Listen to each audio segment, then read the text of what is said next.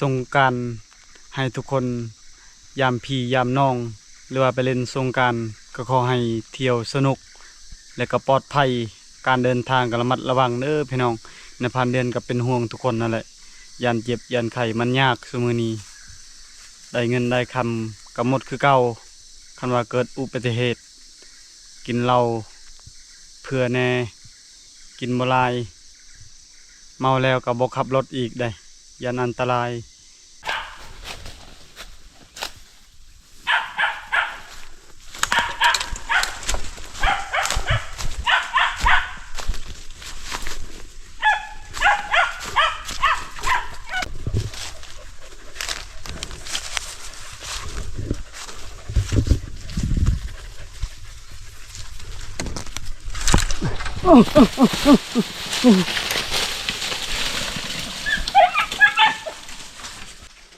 มาแล้วพี่น้องได้แล้วได้ตัวหนึ่งแล้วพอดีแซ่บเลยฉันนี่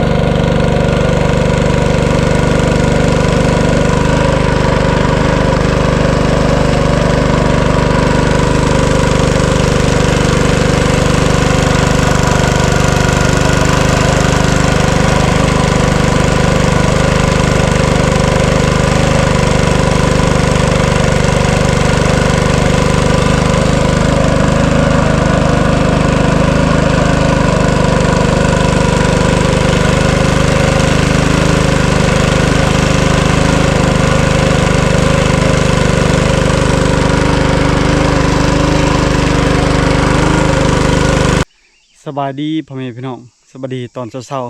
ๆสงกรานต์มาฮอดแล้วพี่น้องเอ้ยเข้าป่าคนเดียวเครื่องของหนักปะไว้อยู่นี่เอาแต่เครื่องเบาคืนนี้ฝนตกแต่บ่ค่อยแห้งปานใดสิออกไปหาแล่นครั้งแรกของเดือนของปีไปหาแล่นพี่น้อง เอาน้องมา5 โตวยังอีกตัวดำบ่ได้มามันเท่าแล้วน้องมาไอเฮียงค่อยว่าสิมาตอนแรกเมื่อวานสังเกตเบิ่งลมก็แห้งพาห้องพาเลื่อมเสียงดังเป็นตาย่านแล้วก็ท่าน้องมาเนี่ยพอดีได้เข้าป่าตอนเช้าๆอีกเครื่องของหนักปะไว้อยู่นี่แหละพี่น้องนี่เอาแต่เครื่องเบาขึ้นภูขึ้นป่าหาเลาะเบิ่งธรรมศาสตร์หาแลนด์ตัวที่3ไปแล้วยังอีกตัวที่2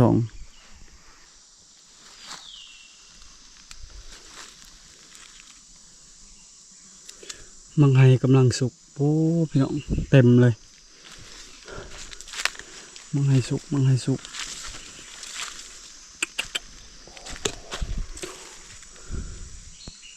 มังไฮใหญ่พี่น้องฟานบางเห็นมักขนาดพอดีไปสุกแล้วกำลังสุกพี่น้อง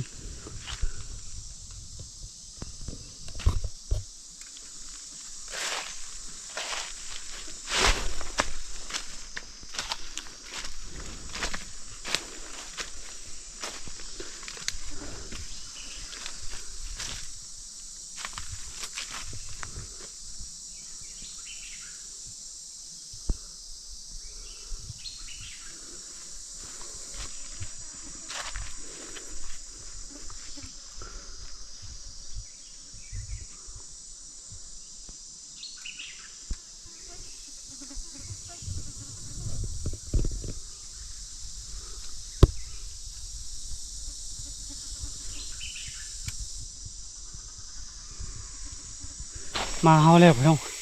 ระยะ40 เมตรไกลเติบแลนด์โมทัน ม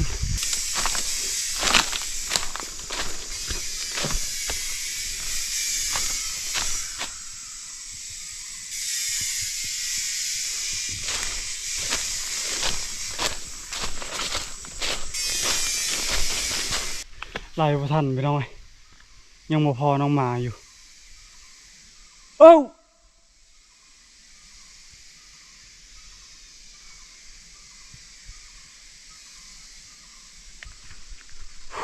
ไกลเติบระยะ30-40 เมตรประมาณนี้แหละ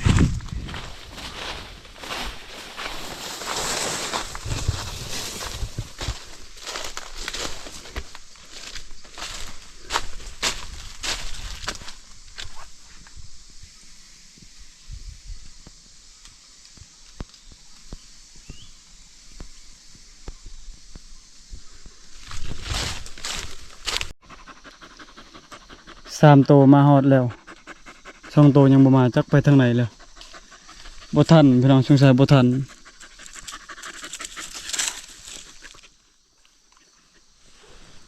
บ่เห็นหอยเลือดบ่เห็นหยังเลยทาน้องมาก่อนสิได้ต้นขึ้นมาพอบางไห้3 ต้นต้นหนึ่งบางไห้ใหญ่2 ต้นบางไห้น้อยถ้ามากับทีมงานได้ของเล่นดีๆได้กระหอกได้เห็นได้สัตว์ใหญ่แน่นอนพี่น้องกำลังสุกพอดีแต่ว่าเฮามาคนเดียวมื้อนี้หาแลนก่อนจังหน่อยฝนตก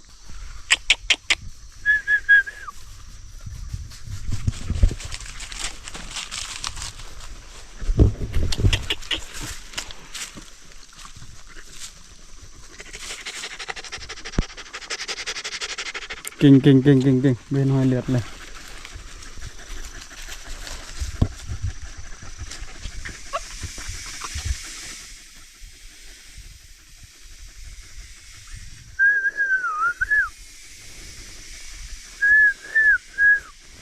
อีกตัวหนึ่ง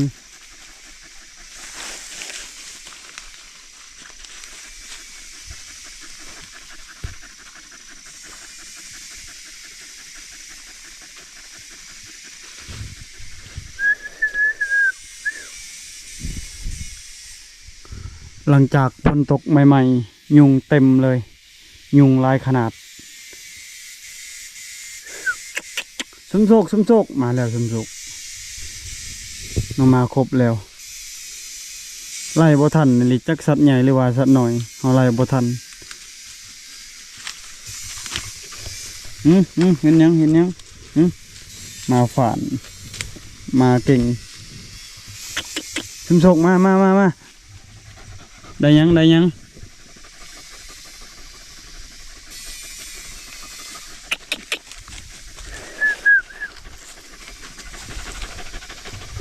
นยังสมโชคเห็นยังเบิ่งบ่มีบ่ได้พอยังเลยไปต่อได้เห่าบ่ทันแล้วแบบนี้แหละประมาณมังม่วงป่ามีแนวกินเลยเห็นหอยกินสิได้ยังบ่ทันได้สุกน่ะแซ่บหวาน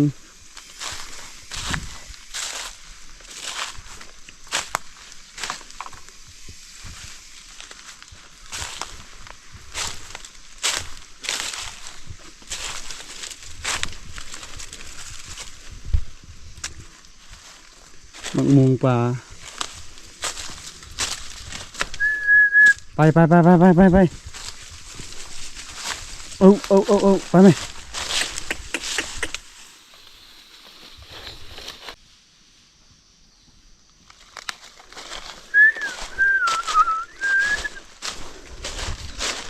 า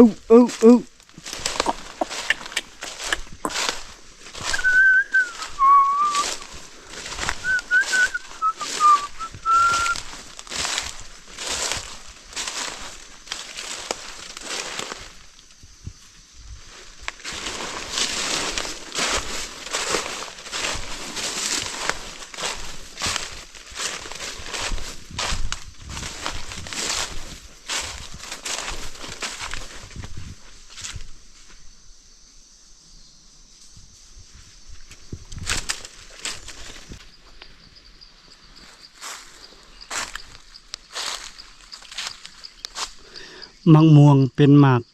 ปีนี้ดกขนาดพอประมาณ3-4 ต้นแล้วต้นมะม่วง หมากดกขนาดมะม่วงไข่หรือว่ามะม่วงป่า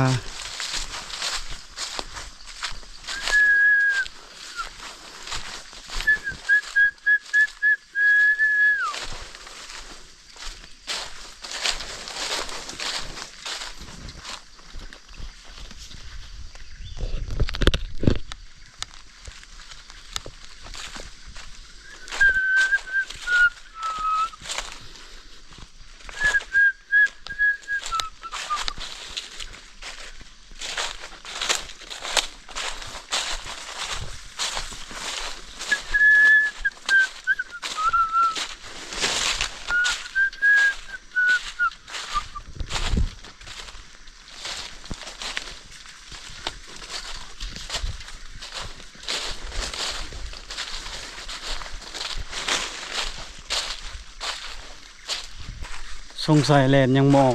ฝนตกบ่ค่อยแห้งปานใดยังบ่ทันได้กินข้าวเช้าปันกิน2 คำ 3 ค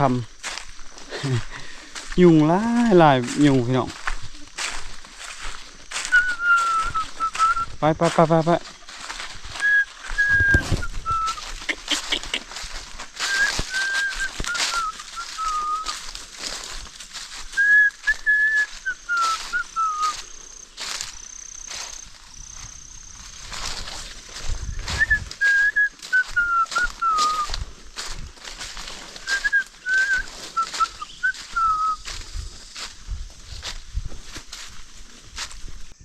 11 โมงกายสิเข้า12 โมงพักผ่อนขึ้นภูเลยบ่ได้ไปตามนาพาแล้วก็เฮาขึ้นภูฮอดพุ่นจังหวะแล้วก็ไปนาพาตามนาพาหาเนื้อใหญ่พี่น้องแต่แถวนี้เคยพอสัตว์ใหญ่อยู่หมูป่าฟานพักผ่อนก่อนให้น้องมาเมื่อยขนาดเลย ให้น้องมาพักผ่อนก่อนน้องมาเมื่อยพี่น้องขึ้นไปตามนี้แหละขึ้นไปคนเดียวสงกรานต์ให้ทุกคนยามพี่ยามน้องหรือว่าไปเล่นสงกรานต์ก็ขอให้เที่ยวสนุกและก็ปลอดภัยการเดินทางก็ระมัดระวังเด้อพี่น้องในผ่านเดือนก็เป็นห่วงทุกคนนั่นแหละยานเจ็บยานไข้มันยากซุมื้อนี้ได้เงินได้คำก็หมดคือเก่าคันว่าเกิดอุบัติเหตุกินเหล้าเพื่อแน่กินบ่หลายเมาแล้วก็บ่ขับรถอีกได้ยันอันตรายสังเกตเบิ่งคือฝนสิตกอีกตอนแรงๆฝนตกหนักได้กินอึ่งแน่นอนโอ้พี่น้องเจอขี้แล้วคือกันกับขี้แบเลยขี้ยังใหม่เลย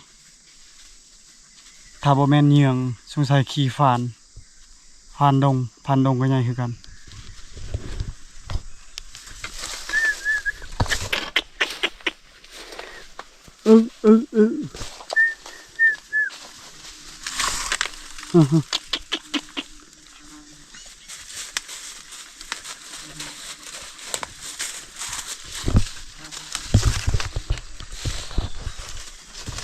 ภาคภูเบื้องนั้นสูงเบื้องนี้ก็สูงเบื้องนั้นก็สูงแล้วเราค่อยเลาะไป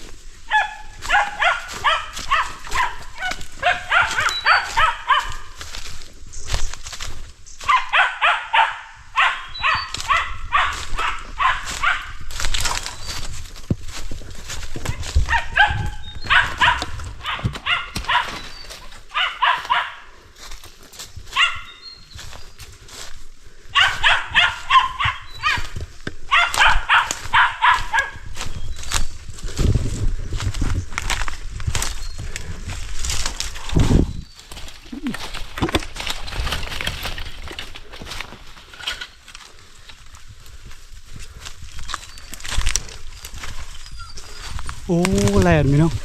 เห็นแล้ว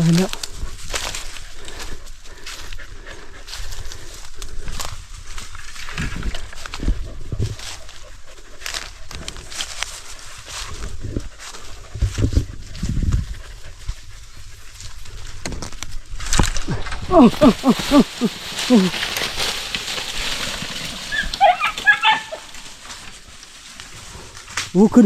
แล้วกันขึ้นต้นไม้แล้วโอ้จับผิดแล้ว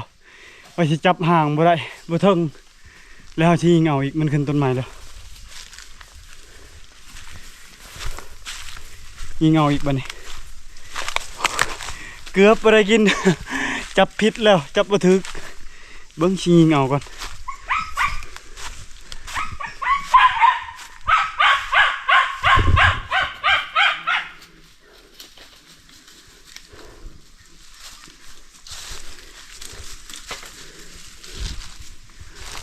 เห็นบ่พี่น้องแลนประมาณ9 ขีดหรือว่า10 กรัมนี่แหละ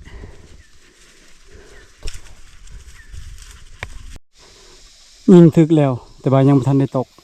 ยังบ่ตกอยู่นี่หอยเลือดโอ้ถึกหมูกแล้วหอยเลือดเต็มเลย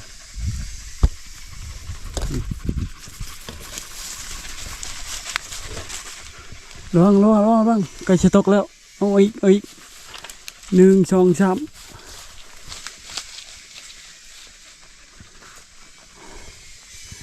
แลนพอดีกินบ่ยักษ์ใหญ่ปานใดคิดว่าตัวใหญ่เลย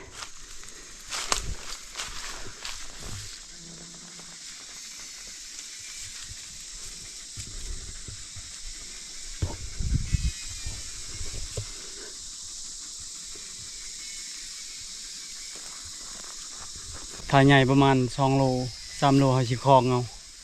มีเสือกคลองแล้วหน่อยกินคำว่าใหญ่ในคลองเมื่อกินอยู่บ้าน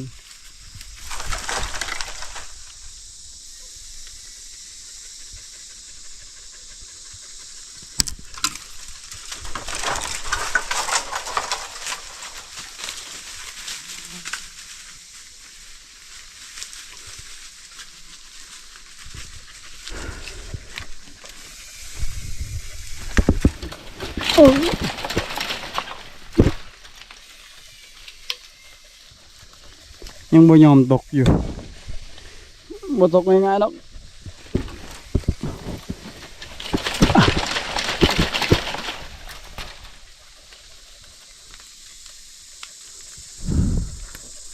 ห่วย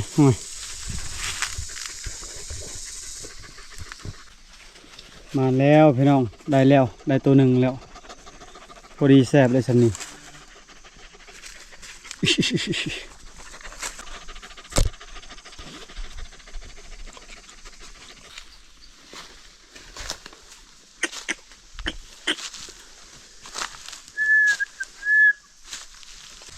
ไปต่อพี่น้องสังเกตเบิ่งตอนเช้ากับตอนแรงแลนออกหากินตอนเที่ยงหาบนพักผ่อนก่อนได้แลนตัวหนึ่งหากินเขาถ้าได้ตัวใหญ่เขาจะได้พากให้ครอบครัวอยู่เฮือนชิ้นทาง6 ขนาดเลยไปลูกไปอย่า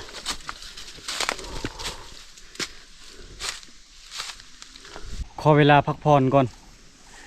ขึ้นระยะประมาณ4 กิโล 5 กิโลแล้วตอนนี้เวลา1 โมงไกลตอนแรงๆอีกเลาะไปตอนเที่ยงแล่นไม่อยากออกปานใดแล่นออกแต่ตอนเช้ากับตอนแรงให้น้องมาพักผ่อนก่อน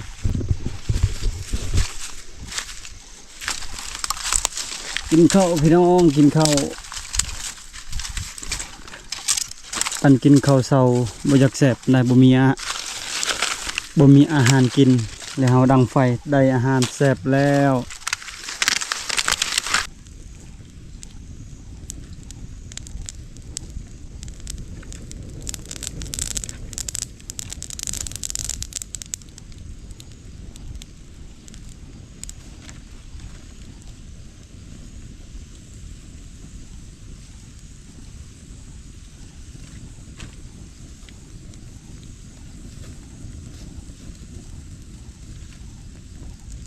บ่ได้ล้างเลยเด้พี่น้องเผาให้มันสุกเลยบ่ได้ปิ้งเผาสุกเลยก็กินเลยบ่มีน้ำตอนนี้เราอยู่หัวภูบ่มีน้ำเดือน4ถ้าเดือน8เดือน9มีน้ำอยู่เผาเอาเลย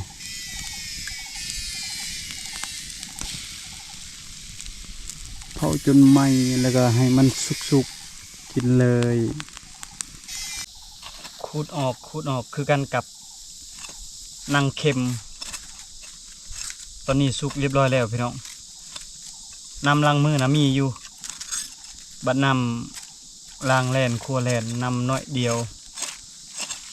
น้ำบ่พอกินบ่แม่นว่าเฮาขี้ขานเลยเพราะว่าเครื่องมันหนักเข้าแล้วก็เครื่องอุปกรณ์แบกสำรองเครื่องมันหนักใส่กระเป๋าเอาน้ำนี่มันหนักแล้วก็มันอยากหมดเรียบร้อยแล้วพี่น้องนี่เบิ่งเอาแก้วก่อนนำบัวลาย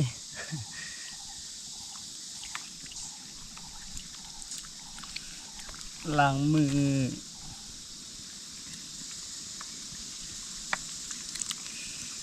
อึดน้ำลีเดือน4เดือน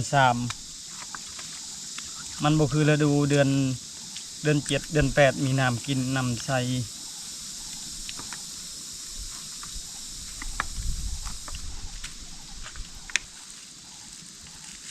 มาเด้อพี่น้องกินข้าวขออนุญาตเด้อไผที่บ่กินแลนแล้วก็นึ่งมาแบบบ่มีน้ำมันน่ะจอมภูหัวภูขึ้นภูเขาแบบนี้บ่มีน้ำเอาน้ำตอนเขาขึ้นมา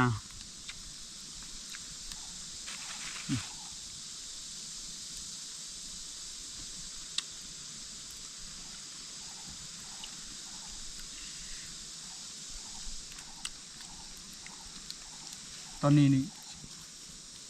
เวลาช่องโมงยังแล้วพอดีแซ่บ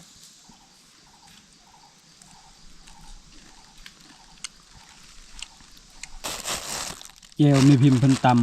ำเจียวแซ่บๆเจียวหัวผักหอมหัวผักบัวมีพิมพ์เพิ่นตำให้เบิ่งเอาพี่น้องจนใหม่เผาจนใหม่สุกข้างในเลยนี่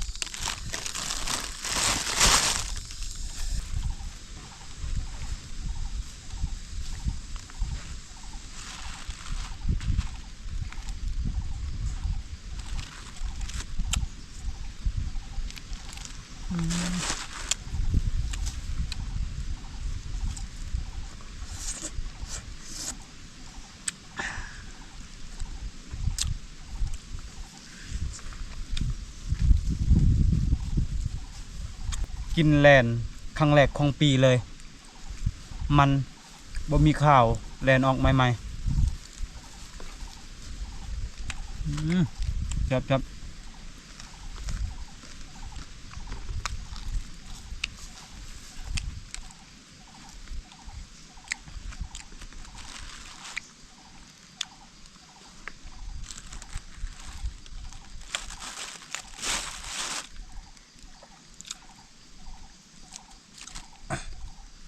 หางแล่นพี่น้องเบิ่งจนเรื่องหางใหญ่ขนาดเลยโอ้ทุกชีนสุกขนาดเลย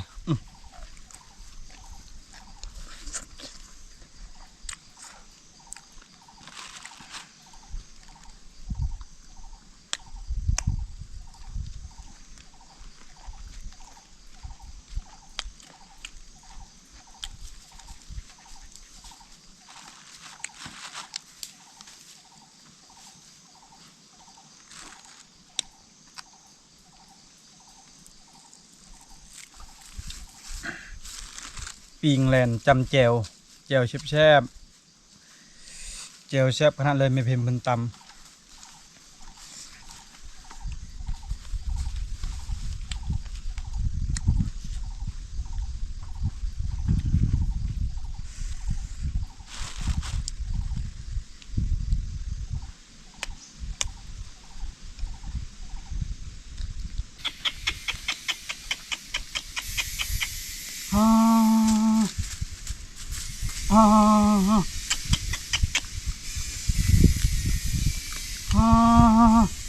อ้อ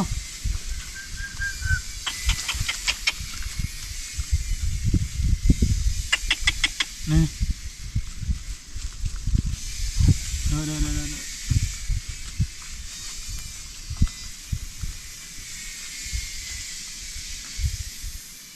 อ๋อเอาให้น้องมาเข้ากับเรือลายตอนเช้ากับตอนเที่ยงตอนแรงเอาให้ตลอดได้น้องมาแล้วก็กลับมาจังหน่อยหากระบังลาเมาอีกให้น้องมากินยังอีก2 โตยังบ่มาอีกพระ